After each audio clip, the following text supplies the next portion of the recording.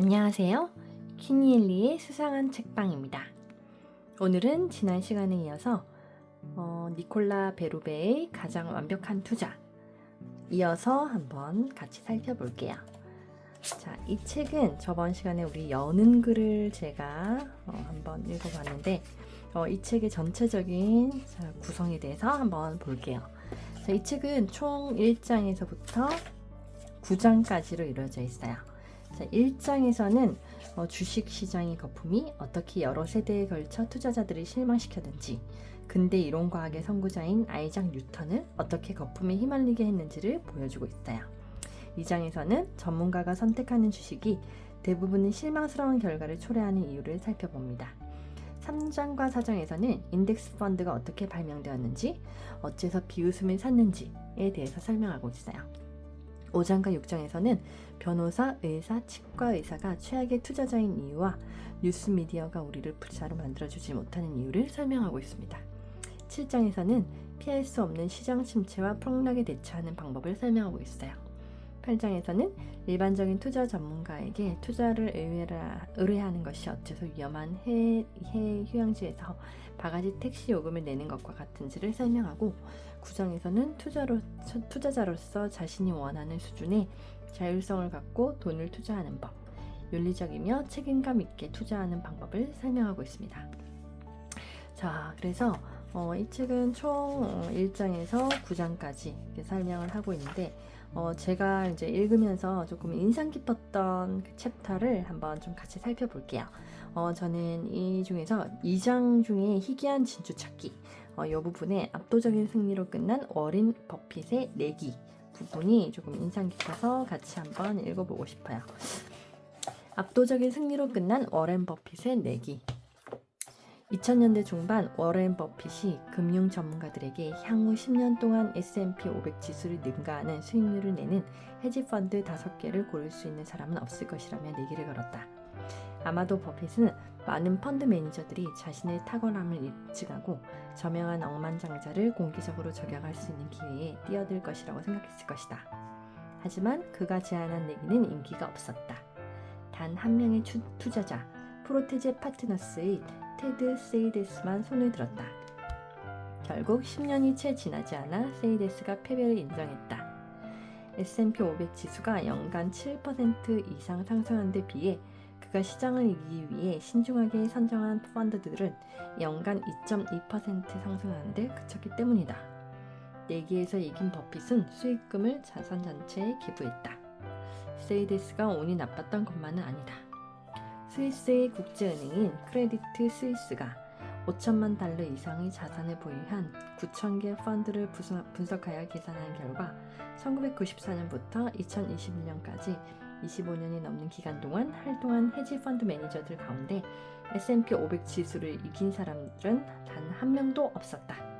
1994년에 이러한 헤지 펀드에 1만 달러를 투자했다면 현재는 5만 9천 달러의 가치가 되지만 S&P 500 지수에 투자했다면 13만 5천 달러가 된다. 헤지 펀드의 수익률이 이처럼 저조한 이유는 무엇일까? 잘 알려지지 않은 헤지 펀드의 비밀은 펀드 대다수가 몇 년 내에 치명적인 손실을 입고 문을 닫는 데 있다. 최근 22년 동안 약 6,000개의 헤지 펀드를 분석한 연구자들은 해당 기간 동안 살아남은 헤지 펀드가 1,200개에 불과하다는 사실을 파악했다. 뮤추얼 펀드의 경우 마찬가지로 보유한 펀드 중 실패한 펀드를 도중에 해지한다. 자세한 내용은 8장에서 다시 설명하겠다. 워렌 버핏은 월스트리트에서 가장 높은 수수료를 받고 수조 달러를 운용하는 펀드의 경우 일반적으로 막대한 수익을 거두는 것은 고객이 아니라 펀드 매니저입니다. 라고 언급한 바가 있다. 자, 그래서 저는 이 부분이 되게 좀 인상 깊게 다가왔고, 그 다음 또 3장, 4장, 5장 지나서 이제 6장. 6장에서도 좀 인상 깊은 챕터가 있었어요. 스토리가 세상을 바꾼다는 그 내용이었는데 한번 같이 읽어볼게요. 스토리가 세상을 바꾼다. 프랑스 파리에 있는 루브르 박물관에 가본 적이 있는가? 그랬다면 아마 모나리자를 감상했을 것이다. 1507년에 레오나르도 다빈치가 그린 이 걸작은 세계에서 가장 유명한 그림이며 가장 비싼 그림이기도 하다. 보험에 들기 위해 산정한 그림의 가치는 거의 10억 달러에 달한다. 매년 르브르 박물관에 방문하는 1000만 명의 방문객 중 800만 명이 모나리자의 신비로운 미소를 보기 위해 이곳을 찾을 정도로 모나리자는 대중의 사랑을 받고 있다. 루브르 박물관은 35,000점이 넘는 유물을 소장하고 있는 세계 최대의 예술품 및 유물 박물관인데 모나리자는 그 중에서도 사람들이 가장 보고 싶어하는 작품이다. 그런데 모나리자가 처음부터 루브르 박물관의 스타였던 것은 아니다. 모나리자의 인기는 놀랍게도 100여 년 전 유럽과 세계의 이목을 집중시킨 도난 사건에서 시작되었다. 1911년 8월 20일 일요일 저녁 3명의 남자가 루브르 박물관에 숨어들었다. 다음날 아침 1911년 8월 20일 일요일 저녁 3명의 남자가 루브르 박물관에 숨어들었다. 다음날 아침 박물관이 문을 열기 전에 이들은 유리로 된 보호틀과 액자를 뜯어내고 모나리자를 꺼내 담요로 감싼 후 조용히 사라졌다. 도난 경보도 울리지 않았다. 아무도 그림이 없어진 것을 알아차리지 못했기 때문이다. 박물관 내부의 모습을 그리던 화가가 그림이 없어진 걸 알고 짜증을 내며 불평을 늘어놓기까지는 28시간이 넘게 걸렸다. 모나리자 도난 사건은 전 세계 언론의 헤드라인을 장식했다. 뉴욕 타임스에서는 60명의 형사가 도난당한 모나리자를 찾아 나서다. 프랑스 국민들 분노하다 라는 헤드라인이 실렸다. 며칠 후 박물관이 다시 문을 열었을 때 사람들은 그림이 걸려있던 자리에 빈 벽을 보기 위해 몰려들었다. 모나리자의 행방은 2년이 넘게 알려지지 않았다. 마침내 도둑 중 한 명인 빈첸초 페루자가 작품의 감정 가격을 확인하기 위해 미술품 판매상에게 그림을 맡기면서 베니스에서 체포되었다. 도둑은 루브르 박물관에서 모나리자를 보호하기 위해 액자 위에 유리 틀을 제작하게 한 사람이었다. 그는 8개월의 징역형을 선고받았다. 도둑들은 예술적 가치는 높지만 대중들에게 거의 알려지지 않은, 그래서 재판매가 용이한 그림을 노린 것이다. 그림 도난 사건은 언론 주목을 받으면서 큰 파장을 일으켰고 모나리자는 하룻밤 사이에 루브르 박물관의 중심이 되었다. 모나리자 도난 사건의 교훈은 스토리가 세상을 바꿀 수 있다는 점이다. 그래서 저는 이 책에서 가장 조금 인상 깊게 읽었던 챕터가 이 6장의 TV와 알림을 꺼라. 자, 그래서 이 챕터를 되게 인상 깊게 읽었어요. 자, 그래서 우리가 뭐 경제 뉴스의 그런 뭐 정보들이 엄청 넘쳐나고 있는데 득보다 실이 큰 경제 뉴스라고 이 책에서는 이 책의 저자는 그렇게 좀 얘기를 하고 있고, 자, 그리고 제가 또 좀 인상 깊게 읽은 챕터를 살펴볼게요. 다음은 위기의 순간에도 투자를 멈추지 말라. 요 챕터도 지금 6장에 포함되어 있는 부분인데 한번 같이 읽어볼게요. 위기의 순간에도 투자를 멈추지 말라. 워렌 버핏은 전쟁이나 팬데믹과 같이 한 시대를 지배하는 재앙 수준의 사건이 일어나더라도 투자를 중단해서는 안 된다고 말한 적이 있다. 버핏은 주주에게 보낸 편지에서 일본이 진주만을 공격한 지 3개월 후인 1942년 3월 11일 11세 나이에 첫 주식을 매입한 이야기를 들려주었다. 1942년 당시 뉴스는 그리 안심할 수 있는 상황이 아니었다. 미국은 이제 막 연합국 일원으로 참전했고 전쟁은 생각대로 전개되지 않았다. 버핏이 첫 주식을 매입하기 4일 전 뉴욕타임스는 일본군 반동 라인을 강타하다라는 헤드라인을 달았다. 다음날 신문은 일본군 6인이 2개 지점 침공, 양곤 점령, 버마 서쪽으로 밀고 나감이라고 보도했다. 그 다음날의 헤드라인은 적군 호주로 향하는 길을 닫다. 자바에서 98,000명의 아군 철수였다.